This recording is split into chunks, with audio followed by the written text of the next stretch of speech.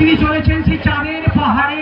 হ্যাঁ, সে ভবেশ মণ্ডল আমাদের প্রথম ছাপ, তিনি চলেছেন সেই ভবেশ মণ্ডল।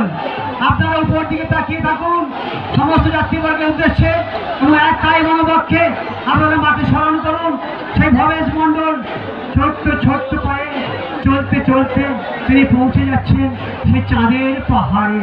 হ্যাঁ সত্যি তো, তিনি চাঁদের পাহাড়ে পৌঁছে গেছেন সেই ভবেশ মণ্ডল।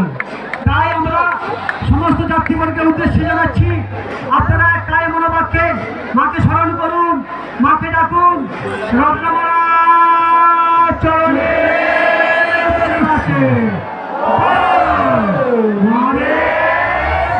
তোমার সেবা তোমায় ডাকে,